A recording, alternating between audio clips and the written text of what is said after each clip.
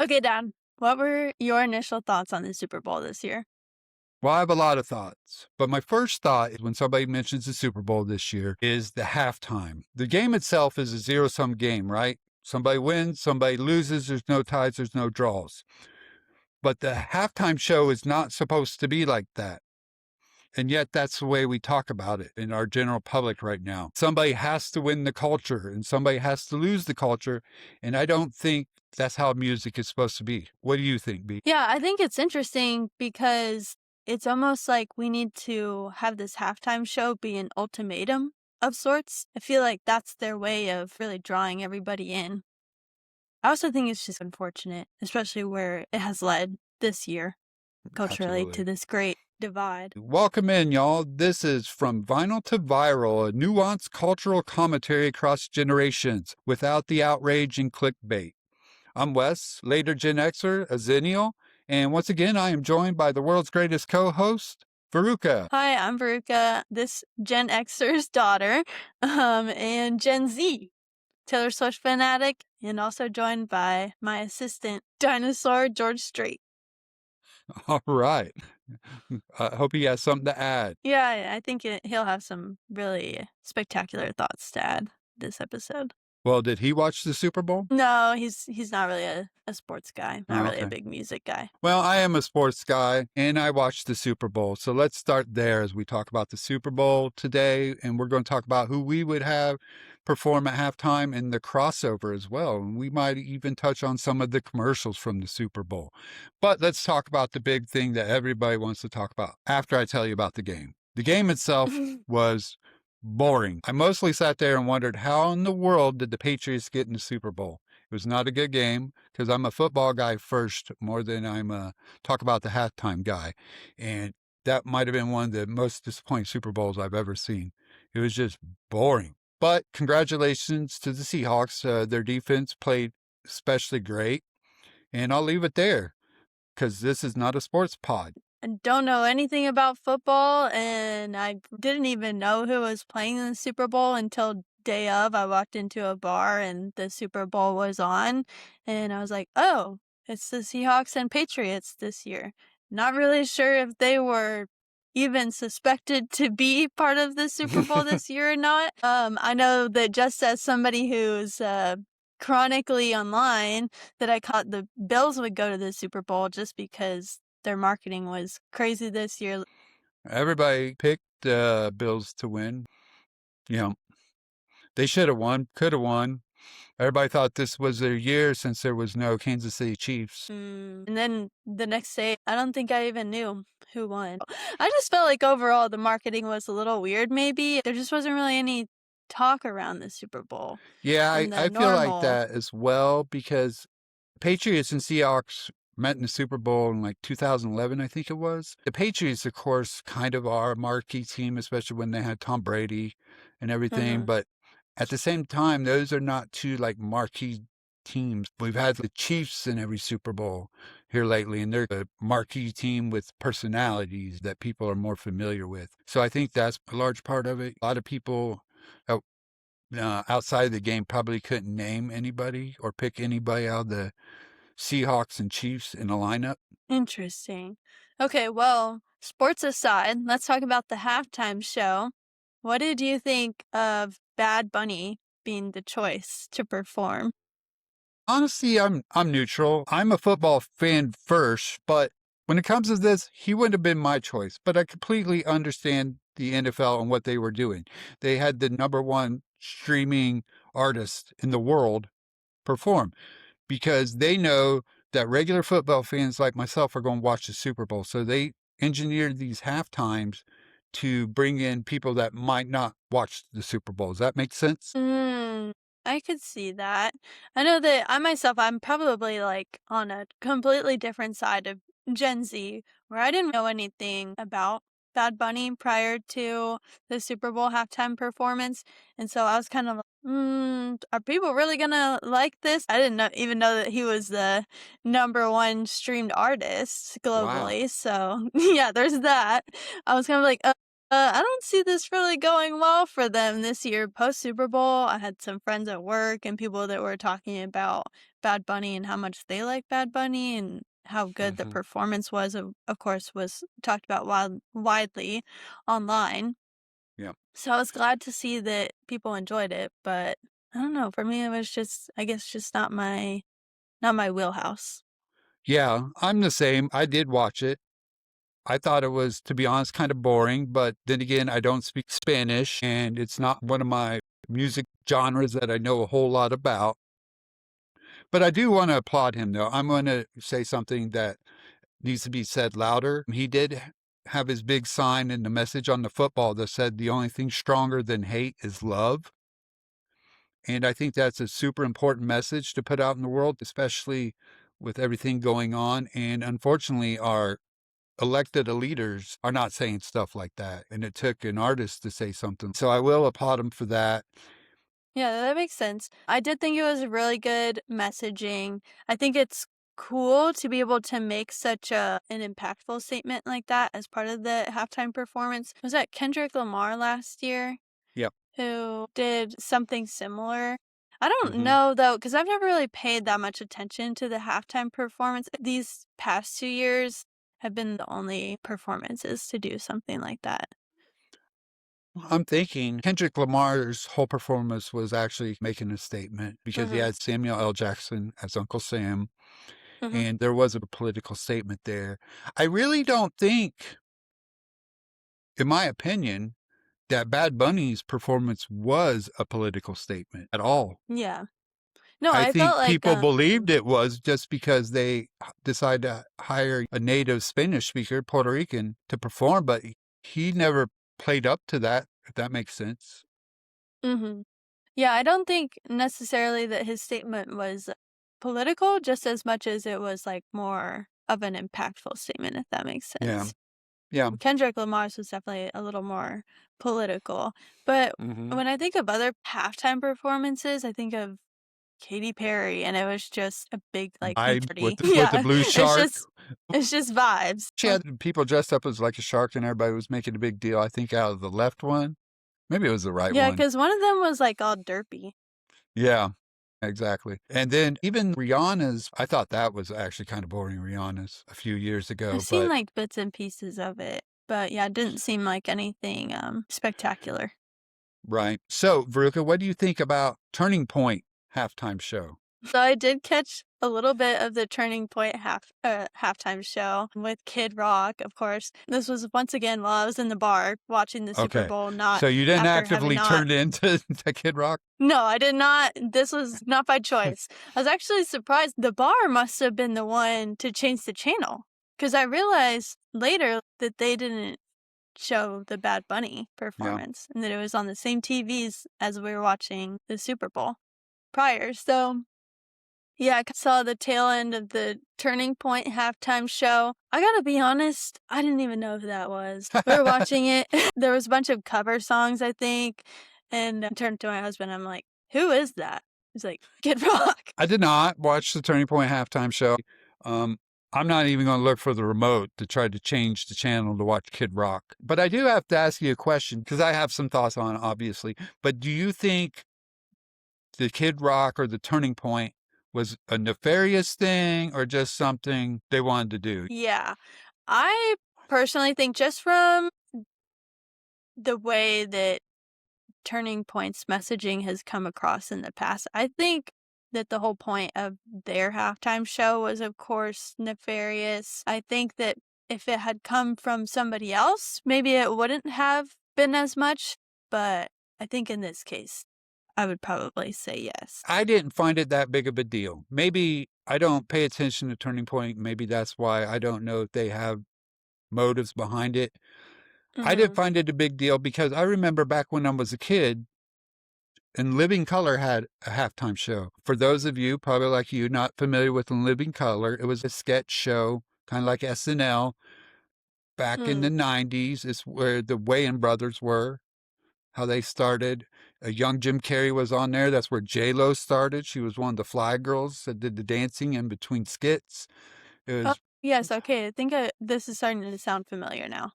Yeah, it was a hilarious show, but they used to always do one. The Simpsons even had one for a while. And Hmm. we've had the Puppy Bowl for years. So I think the idea of having a new and alternative halftime show isn't new.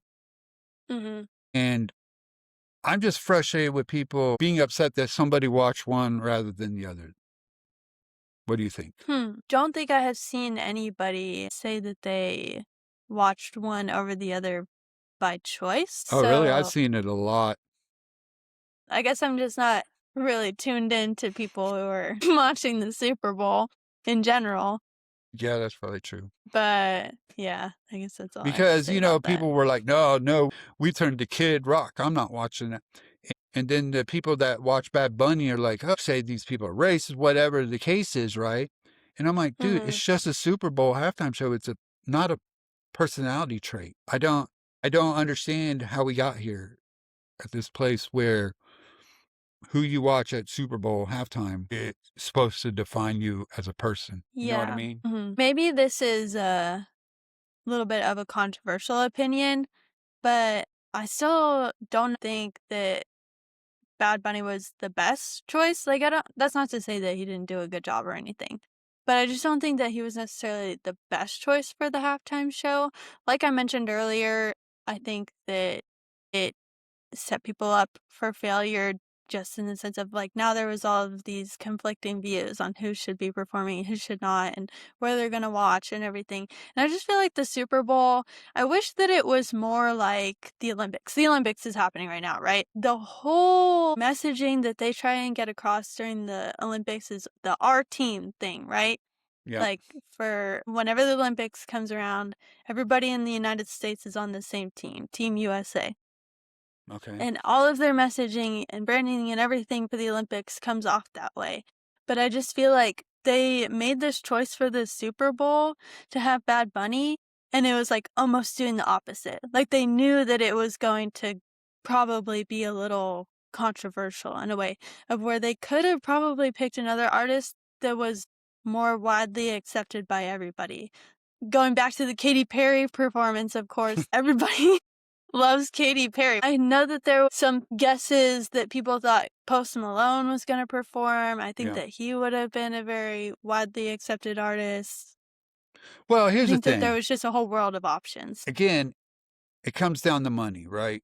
Back several Mhm. years ago, the NFL hired Jay-Z and his production company to secure these halftime shows. And he was given the job of making these halftime shows, but they wanted to appeal to broader audiences. One thing that I think a lot of people were upset about when it came to Bad Bunny wasn't necessarily that he spoke Spanish, but a lot of people that actually watch football and are football fans feel very aggrieved that there's rarely somebody who performs a Super Bowl halftime show that they would watch or they Mhm. would listen to outside of halftime. Does that make sense?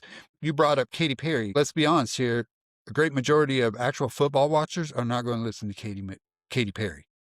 Be so for real, because I see all the TikToks Mm. online of like, what's that? Like Firework and all of the songs from around that same era of Katy Perry. That's the white boy jam right there. And so, I don't know. I don't have the full demographic breakdown, but I'm guessing that's not what it would look like. And again, it's about the NFL, right? They are now playing games in Sao Paulo, Brazil, Mexico City, London, Paris, Barcelona now. So yeah. they're trying to broaden their horizon, right? And no better way Yeah. to do that than Bad Bunny. And I really think that's the decision, and that's why it was made. I really don't think they wanted to cause controversy with it. I just think it Hmm. became a perfect storm. And I think that we Interesting. live in a society now where literally everything has to be a political thing, and it Hmm. always has to be black and white. I always like to say our politics now are actually worse than sports. Somebody picks a team, but even most football fans can sit there and watch a game. If I'm a Colts fan and I watch the Colts and they do something dumb or make a poor play, I can go, man, that was messed up. We shouldn't have done that. Or one of our guys gets called for pass interference and I see him mugging the receiver. I'm like, okay, yeah, that flag was fair. Even football fans can do that, but our political fans or teams, they can never do that, right?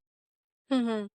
You never see, somebody on one side going, "Oh, we shouldn't have made that decision," or "I wish they believed more like this."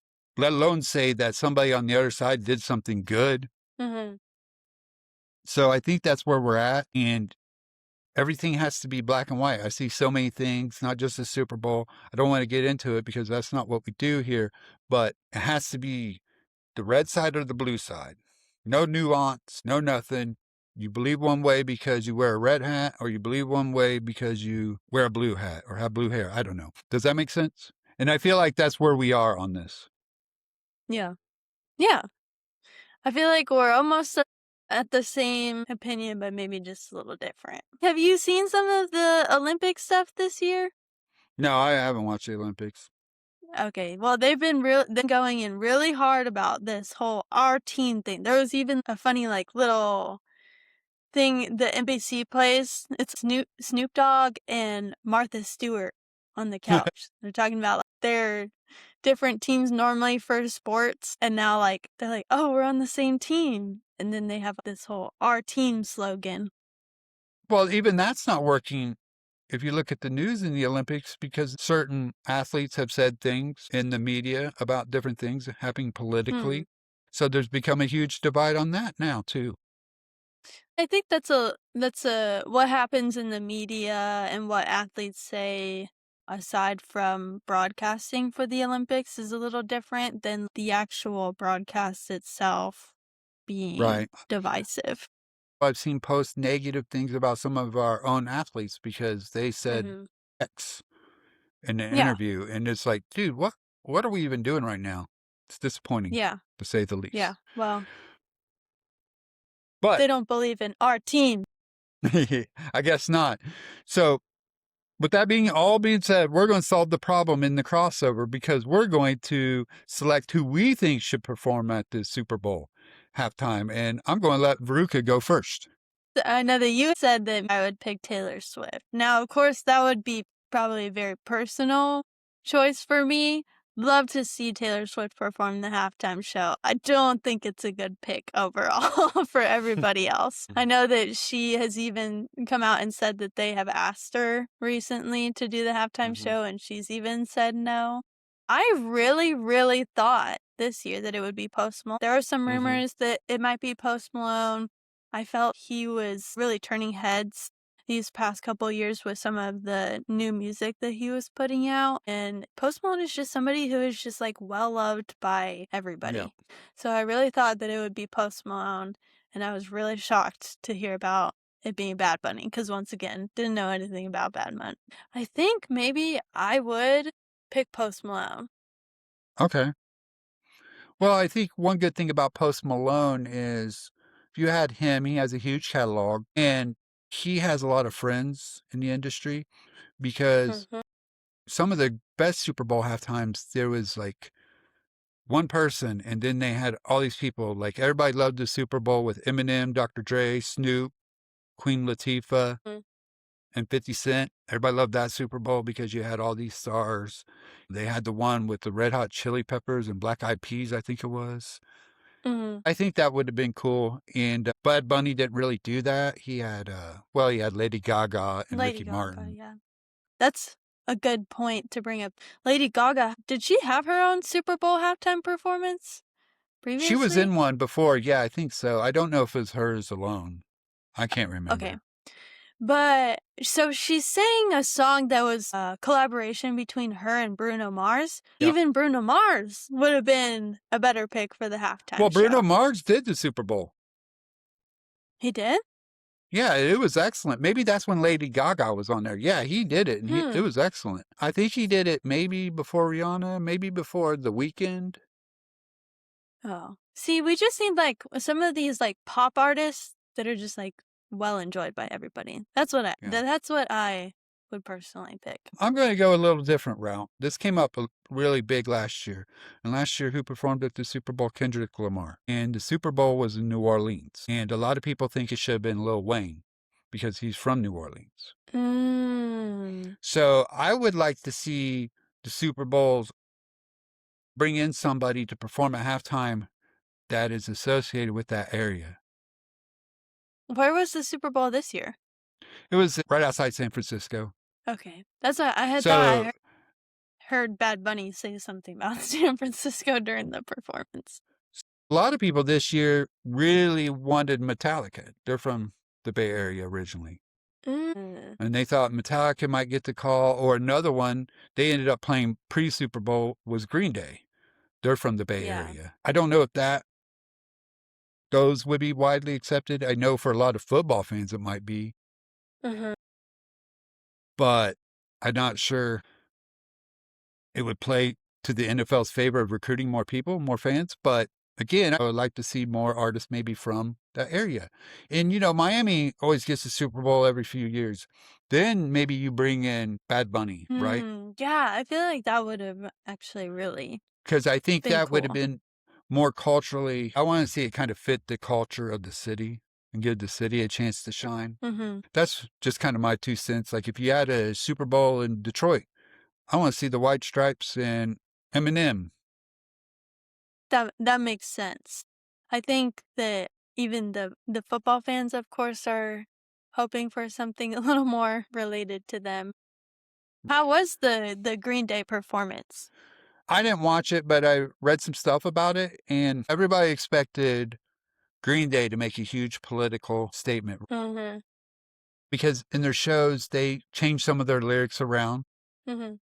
to say things like in American Idiot, he says, I'm not part of a MAGA agenda and stuff like that. And that's what punk bands do. But they performed those songs and didn't do any of that. Hmm. They went to original lyrics. And then what I thought most intriguing and kind of like, I'm not a huge fan of, if I'm being honest, and I've always loved Green Day, is Billy Joe was explaining in a way that this was a corporate thing and they had to play by the rules. And honestly, I found that kind of disappointing. Regardless if you agree with him politically, punk is politics, and you get an opportunity to make a statement and they're like, well, they would have shut us down, or, well, so be it. It's not like you're a new band trying to get a broad audience. You're as well established. You sell out everything. This was your chance. And then they just kind of backed down and they said, well, to have that opportunity, we had to play by the rules and they wanted to play. They looked at it as an opportunity to play huge stadium outside their home, huge audience across the world in their backyard, and they didn't want to mess it up and they didn't want to get in trouble for it. So That's interesting. So you think Green Day kind of sold out this year?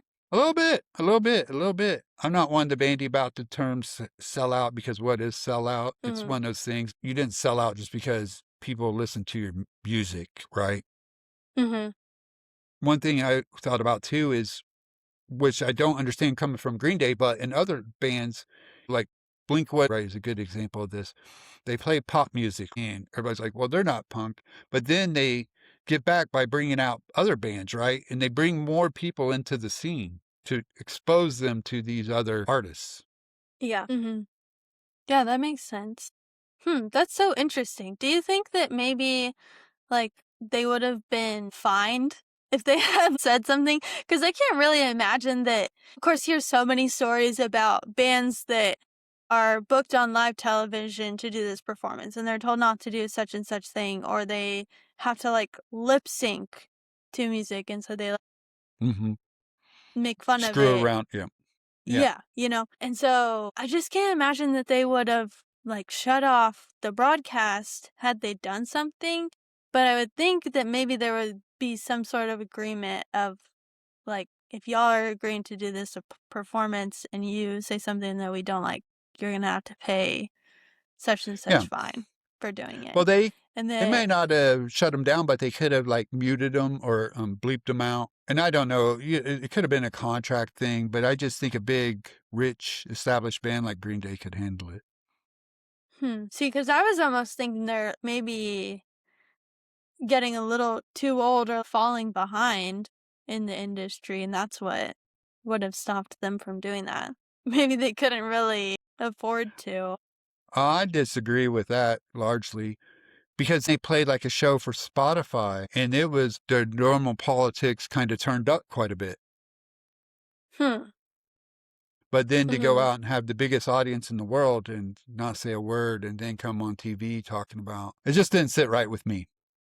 Yeah, I see But what you're saying.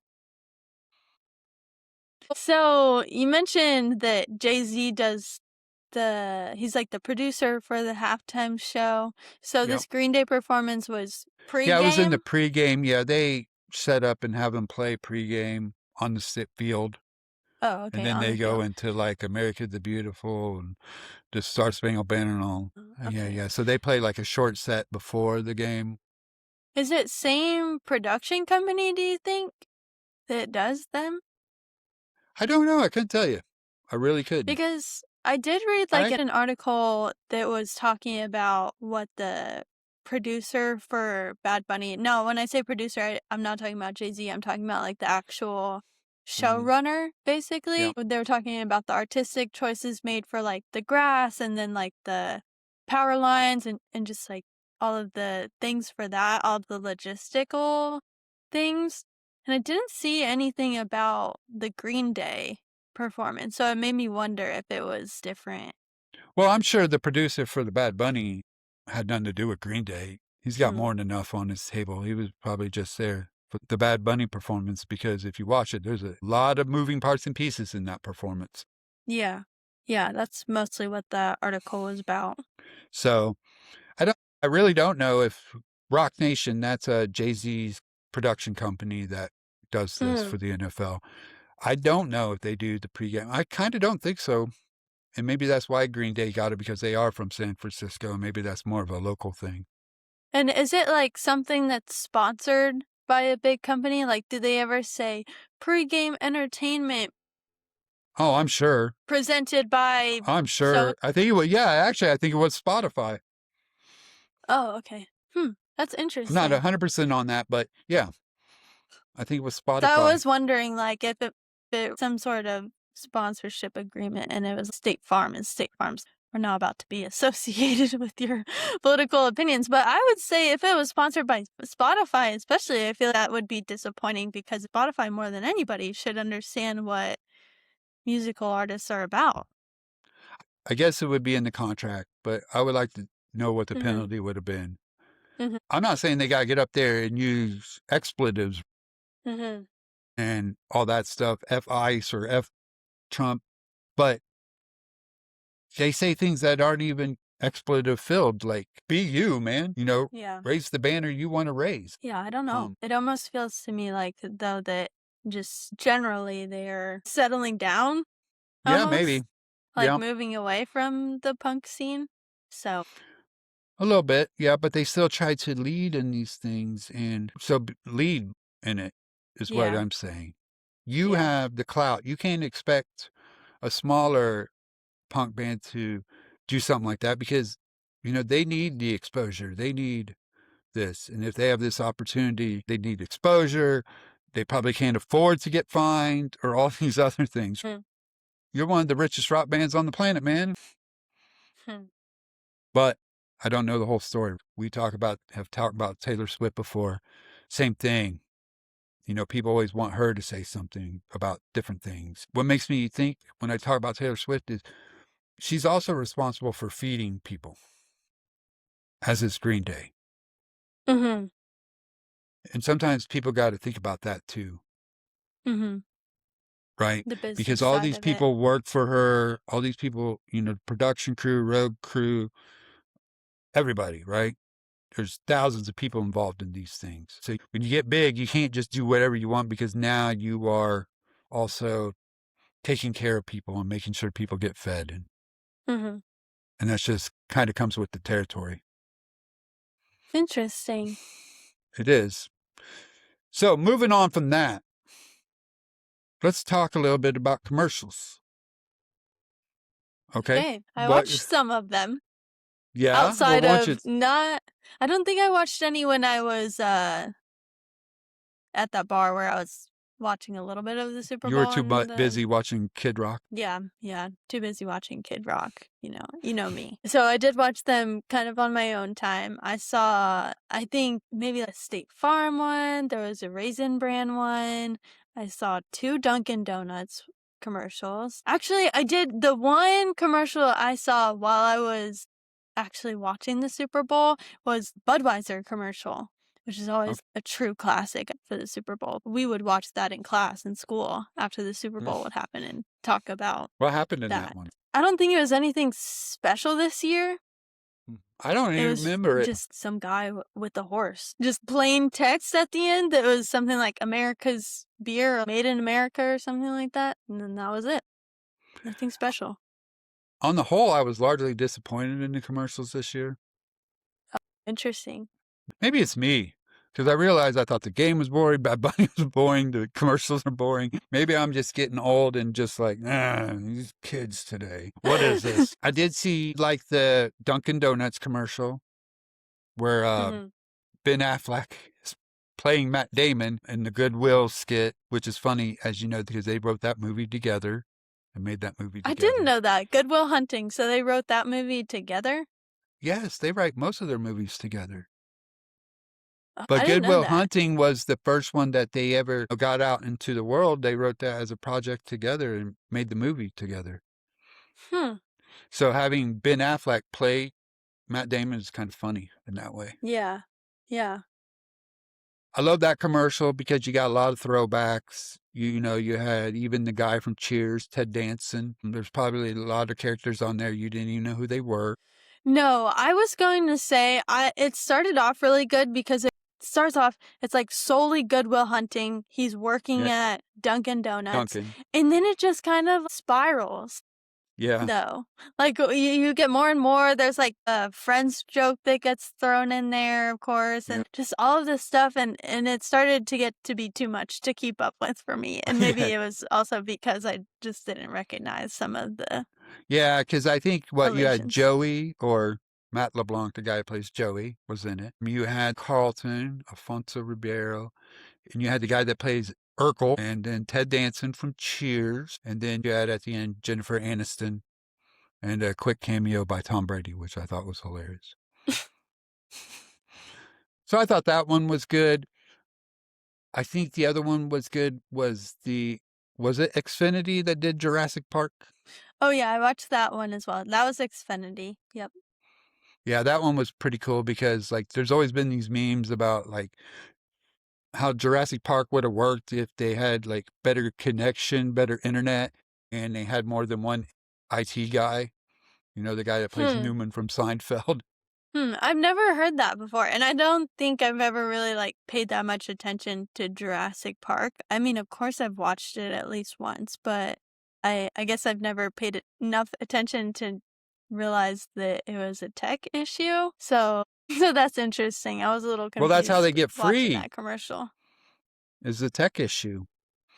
Yeah, I don't know. Yeah. I don't. Yeah, this is So I not. thought that one was really good and imaginative and funny. But most of them, I just felt like they were just using celebrities to use celebrities with no real imagination behind. But do you feel like that's something new? Because I feel like for me, that's something I've always seen growing up. Yeah, I just feel like it was overloaded during the Super Bowl, I guess. Hmm.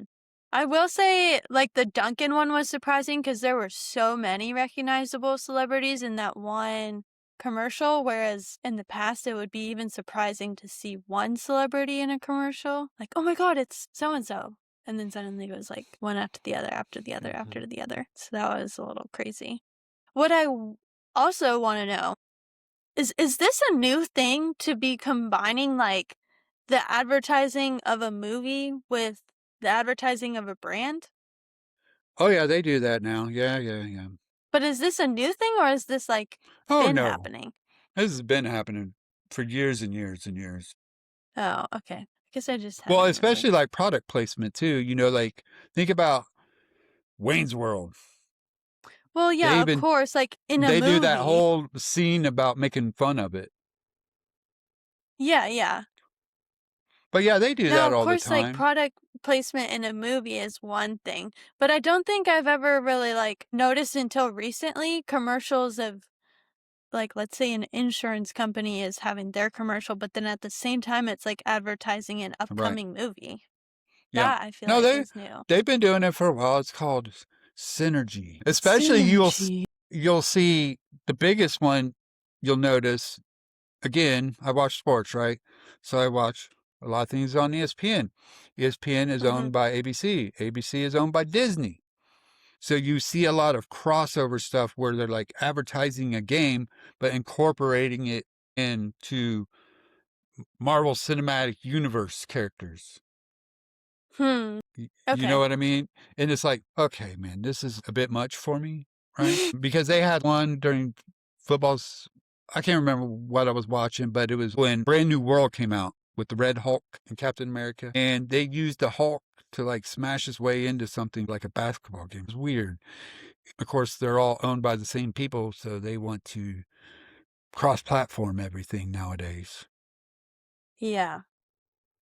You see more and more of that. Sometimes you don't even know you're watching a commercial or a trailer or what it is. Mhm. There was a holiday commercial this year. I think it was for Maybelline. It was one of those short film type commercials. Oh, it was during the Macy's Okay. Thanksgiving Day parade because all the commercials were doing that weird thing where they were all like short films or like trailers to movies Oh, and yeah, they that's right. were Yep. produced like they were actually movies. But Movies. the Yep. Maybelline one was like basically an advertisement for the Netflix movie Hot Frosty because it Yeah, was that's same right. Yeah. characters and everything. Yeah. Yeah. Not until the very end when she picks up like her lipstick or her Yeah. mascara that's Maybelline do you realize what you're They're actually even doing. Yeah. yeah. During the Super Bowl, I think it was the first commercial. I won't call it a trailer, but a teaser for Mandalorian and Grogu. Did you see that? Mm-mm. So I watched that, and at first I thought it was like a commercial, 100%, not like a movie thing. It didn't really show much. It was a dumb teaser. It does not Hmm. make me in any way want to watch that movie. Yeah, I feel like at some point we're just crossing a line. But it's also interesting because Super Bowl commercials are of course known for being some of the most creative or most Right. out there Because they spend the commercials. most money on them. Yeah, of course. But even then, it was like none of them ever really had a point other than that was really cute. Oh, that was really funny. Like there just wasn't anything that's special about it. And now we've taken a turn to so much going on in these commercials Right. that the point is almost lost. Yeah. And I also will say a lot of people made comments on this too during the Super Bowl that every other commercial was a damn betting sports book. Uh, I didn't see any sports Yeah, like betting ones. DraftKings and everything, they Mhm. have now. I don't think that's what we should be advertising. I don't remember any medication advertisements, so that's a bonus. Medication advertisements, I think that's something that needs to stop just for my own sanity. All these commercials like Manjaro, But yeah, it's the what is it called? Like DLP, MLP1 or whatever the GLP-1, heck. GL, GLP1. All the GLP-1 commercials are what drive me nuts. yeah, or the one that I see so much is Sky Rizzy. What's it for? It's for It's for like eczema or eczema. Yeah, it's psoriasis, I high. Yeah, think. psoriasis. That's the word. Yeah, and I'm just like, dude, I just don't think um, pharmaceuticals should have commercials. Mm. I think Well, it's I think kind of that gets into ethically a wrong. yeah. Well, I think that gets into a much bigger argument about big pharma and Yeah, sure. privatized medical, of course. Because like, You can why go would down a whole you? rabbit hole there. You should be listening to your doctors. That's why they get paid. Now, there's a lot of shady stuff that happens behind the scenes with doctors and pharma reps, Yeah. but Hmm. we shouldn't be sitting there watching a commercial and being, oh man, I should try Vyepti. I should try this. And go to your doctor and be, hey, can I try this medication? No, you can't try that medication because X, Y, and Z. It just seems silly. And I got a big one I want to tell you about. Okay. Before I leave the pharmaceutical commercials alone, there's one that just bothers me more than anything in the world. Okay. I think it's Roe, which is producing a GLP-1, and they have Serena Williams in the commercial. Oh, And that absolutely bugs the hell out of me, right? that's So crazy. that is crazy. She's one of, if not the greatest female athlete of all time. Hmm. And you're now saying that she needs to lose weight and use the GLP. Yeah. That's insane. Literally I'm insane. surprised that she would ever even agree to do I'm something disappointed in like that that, too. though. I am disappointed in that as well. To be honest, yeah. What are we telling people now? What are we telling, especially young ladies? Even though you're the Mhm. greatest women's tennis player ever, you still fat? Yeah, that's pretty wild, actually. Obviously, she's a little bigger than most, not bigger than most, but she's not skinny, right? And that's because she has a powerful body that has made her the greatest ever. Yeah, very muscular. Right. And that has made her the greatest ever. We should be celebrating that, not her on TV advertising a GLP. Yeah, that's wild. It is I wild. haven't seen And that. it really bothers me too because they came out with the GLP-1s not for people that have a few extra pounds. It was Mhm.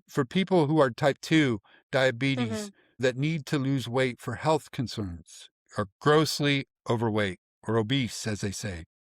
It's not for people who want to lose a few. And so using somebody like Serena Williams just absolutely bothers me. That's crazy. I'm interested to see kind of where all of this GLP-1 stuff leads because of course there's this whole thing about everybody in Hollywood is on Ozempic. We're going back to the early 2000s. They had the cocaine chic, as they Yep. said. I'm just so curious as to where this is going to go. This is going to become the new healthy. Everybody Right. almost should be on GLP-1s, or if this is going to turn into, oh, everybody was smoking cigarettes back in the day and didn't realize how bad it was for your health, kind of thing. If we're going to I discover that it's actually terrible for you. I think we're going to discover it's terrible because there already been some health concerns with it. Mhm. You never know if it's going to end up like smoking. But back even before the 2000s and the 80s, there was cocaine chic, Mhm. right? Or speed. People used to keep weight off and do all these things. What's her name? Amy Schumer, right? She was overweight and she was a big quote unquote body positive person. And then Yeah. and then she hit the Ozempic. Mhm. Everybody's like, what? A lot of celebrities like that right now that used to be super body positive and were on the thicker side, should I say? On the curvier side, and now they turn to Ozempic and suddenly they just don't say anything about it at all, and it's just Right. so interesting, especially the ones who had an audience that was normal people that wouldn't really be going out to get a GLP-1 either because they can't afford it or it just, like, doesn't really make sense for them, and now that they've lost their audience because they've Hmm. gone down this route. It's so weird, I don't know. It is weird. And the pharmaceutical companies love this. They want everybody in America to be on Ozempic if they Mhm, could, right? mhm. But it opens up a larger debate about obesity too, because the past decade or so, people have said, oh, it's okay to be overweight. It's okay. Even though a lot of these people were at unhealthy weights. And, Mhm. but, the whole body positivity movement said it was okay. I guess it's okay until you can get Ozempic and get skinny. Right, exactly. There's Yeah. a lot more there that I have issues with personally, but maybe I should get some. Well, it's interesting you say that because, like, we gone so far now. GLP-1 has been around long enough now to where it's not just people who were necessarily Right, obese or truly right. overweight, but just on the curvier side and Yeah, now on GLP-1, yeah, like and it's Sarims. Are you kidding so me? weird. Now that is she actually on it? Because that would Yeah, be what? yeah. That's ridiculous. That's so Well, crazy. maybe it was used after she had a child, is my guess, but still, Mm, I just think it sends a poor message. yeah. That's And you're interesting. right. I agree with you that shame on her too. I don't think she should have done it. But again, these aren't my decisions to make. They got mouths to feed too. Yeah, That's all I can say. I guess. Hmm. Hmm. So is everybody going to start Ozempic? Who knows? Yeah, I don't know. It feels like it's starting to go that way. It does. It does. Just like we said, it used to be about obesity. Now it's just about, oh, you want to lose a few pounds? Shoot it up.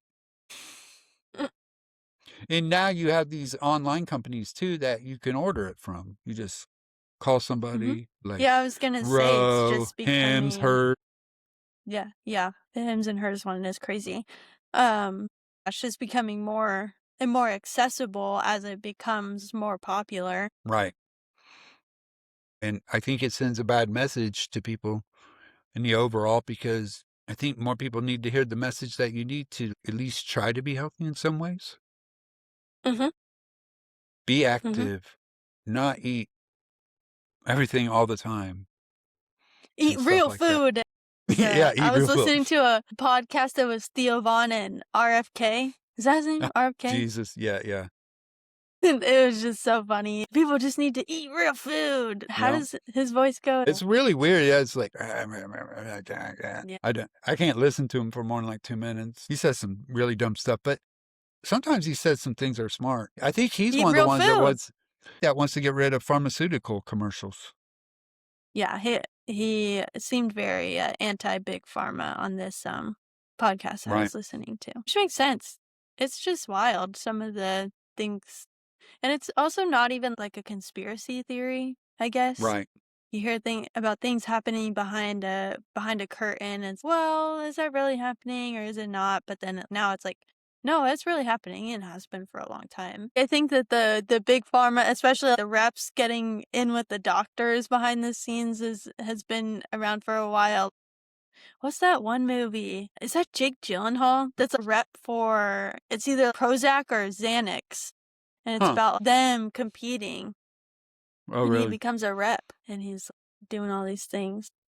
Right, and they lobby politicians. And then there's Dallas Buyers Club. I guess my point here is that something that is well known that's happening, and yet we still have not done anything about it. Or I fixed it, guess is right? what's yeah, Right. And I fixed it. don't, well, there's a lot of that stuff that's happening that we don't fix and look the other way and move on. But that's not really the privy of this podcast. It's not what we're here to Yeah. discuss. I think we've already went far enough down the rabbit hole on some of this. I just want to close the whole GLP-1 thing. My personal thought. I think a lot of it comes down to people not wanting to take personal responsibility, It right? almost what's weird Unless though there's an is easy magic way I can do it. okay, yeah. Like People I don't. choosing GLP-1s as their way of doing something, taking responsibility for it. Right, as opposed to eating real foods or or exercising or Going to the whatever. You see on TikTok, of course, your generation. I'm going to call out Gen Z now. I think it maybe started with millennials, but this whole self-diagnosis generation has gotten way out of control. definitely feels like more of a millennial thing, but yeah, I know what you're talking about. You know, everybody's autistic, everybody's ADHD, everybody's this, and everybody has Mhm. anxiety. There are medical situations, and I'm not denying that as somebody who deals with them personally. I deal with a lot of mental health challenges. And I guess that's why I feel kind of a way about it. But also, there's some personal responsibility, even for me. I take pills, of course, but I also have a personal responsibility to talk to a therapist, to do different things, to take some accountability of myself, Mhm. to meditate, to journal, to really think about things. And some of these folks, I think they need to start there. Yeah. But if I just say I have X, then all's forgiven. I can do whatever I want. Mhm. I just think it's lack of personal responsibility. Mhm. Yeah, I can agree with that. And you just see it so much these days. You ever met a person who walks in and one of the first things they tell you is that I always speak my mind? Mhm.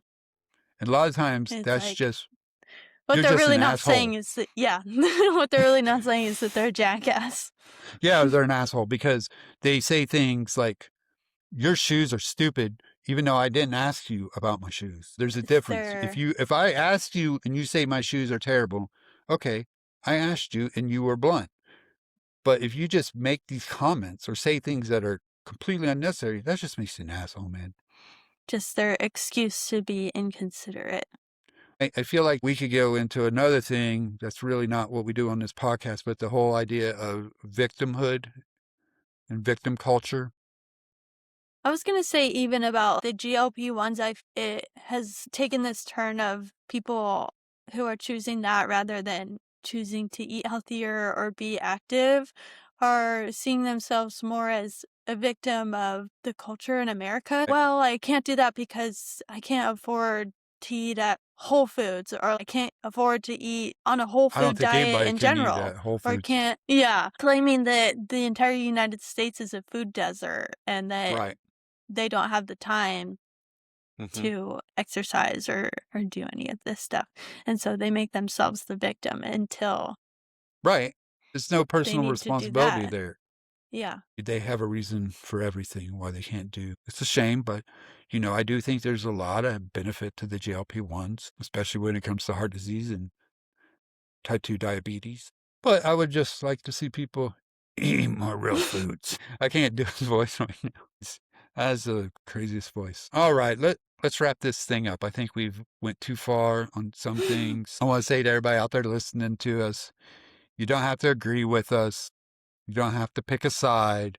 We just talk about things we want you to think about. And we would love to hear your thoughts and tell us we're wrong. Tell us we're right, or whatever else you want to say, or whatever you want us to talk about. Why don't you tell them about what's going to happen next week, Veruca? So next week we're gonna have a special two-part podcast. I think it'll be a lot different than this week. I don't know if maybe it'll be necessarily more controversial, but there'll be some discussion for sure. Mac Yeah. will be back, of course. Yes, So that's gonna be fun. It'll be all three of us, at in once. case you didn't In the already same think. location. In the same location, yep.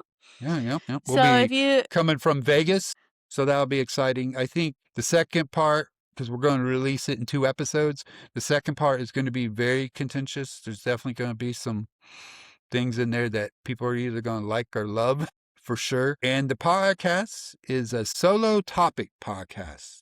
both parts about the same thing. So Same thing. I think it's something that a lot of people will want to hear about, and they probably have some thoughts about. I'm looking forward to it. It'll be fun. It's going to be interesting for me being the Gen X because it's definitely more of a Gen Z thing. So we'll see how that goes for me. Brooke, you yeah, have we'll anything we'll else? see. Nothing else. You can find where to follow us on social media, both personal accounts and the podcast in the show notes or the description if you're on YouTube. Or if you go to Instagram or TikTok, just look up From Vinyl to Viral. You can find us there. Until next time, thanks for listening and peace. Peace.